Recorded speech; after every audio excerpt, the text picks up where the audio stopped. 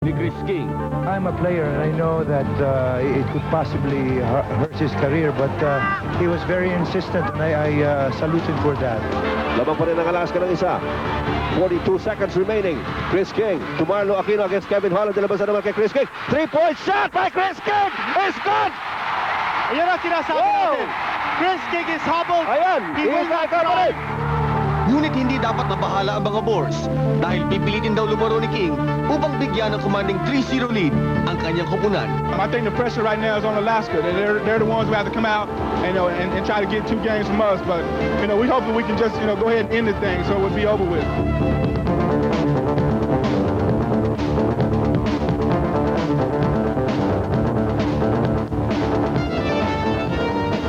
Nasa bingit ng kamatayan ng Alaska at ngayon masusubukan ang laki ng puso ng mga defending champions.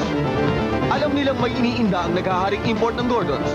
Ito kaya ang iniintay na pagkakataon ni na Johnny Abarientos upang makabalik sa serye? Ito ang Game 3 ng 1997 Commissioner's Cup. Ng Alaska na maaga, si Johnny Abarientos ang nagpasimula ng laro na mahusay ng Alaska. Ngunit biglang pumutok ang Gordon sa pamamagitan ni Chris King at Marlo Aquino. At pagkatapos nila Marlo Aquino at Chris King, namayani naman at sumunod na umatake si Pino Harenzo. Pumutok si Jojo Lastimosa pagdating ng third quarter. Ngunit hindi ito naging sapat para sa kanyang kupunan na naidikit niya, ngunit hindi sila nakalamang. Nakatamo ng injury si Chris King.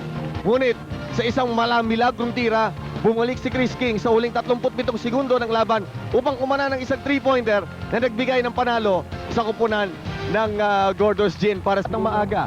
Umaagaw ng bola. Gagawa pa ng assist yan. Ngunit sa third quarter, maalala nyo, sinubukan niyang magdunk ng maganda.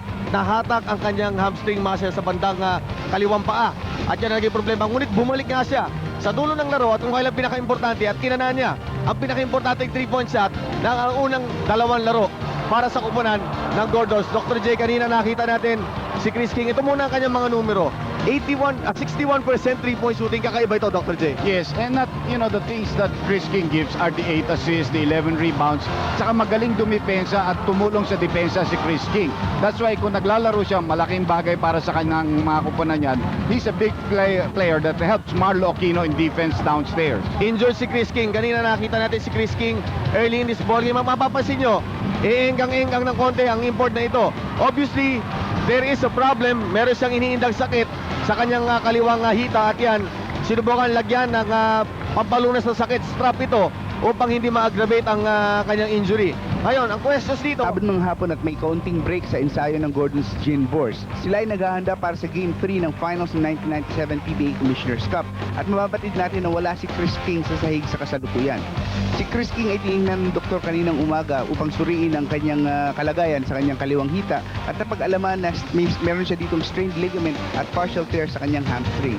That means less than 100% si Chris King pero inaasahang maglalaro pa rin siya sa game number 3 para sa Gin Boars. Si Coach Sonny Jaworski ay bibigyan siya ng pagkakataong tapusin ang kanyang inumpisahan at just in case hindi niya matapos itong serye dahil nga sa kanyang kondisyon ay meron silang backup na nandito na itong si Brunel Perry who had been here for about 2 months now pero siya ay dapat na import nila para sa Governor's Cup. I hope that his injury isn't serious, but in the event that he cannot play, I'm ready to step up and try to fill his shoes. I don't know if I can fulfill it just as good as he did, but I'll give my best effort. Inaasahan din ng Gin Boars na marami silang kailangang gawing adjustments dahil itong si Chris King ay hindi naman lang pwedeng hatawin maigi dahil sa kanyang kondisyon. Pero nevertheless, very confident pa rin ng Gordon's Gin na kaya nilang magwagi kahit itong si Chris King ay medyo pipilay-pilay. The only thing that kept Chris King out there on the court is his heart. And I wish all the players were like Chris King. Just shows you what kind of competitor he is. He's not the type of person who wants to back down. He really wants to win, and he's giving his all, not just for us, for the team, but for himself. And that proves he's a real winner. Para sa Vintage Sports, nag-uulat ito po si Butch Manier. Two things, Dr. J. Isa, hindi maglalaro yung kanilang pang-import sa third conference dahil naka-uniforme si Chris King. Nasabi yung puso, yung klase ng competitor si Chris King. Kahit hindi 100% lethal weapon pa rin ba ito si Chris King? Yes, I think so because pinakita na niya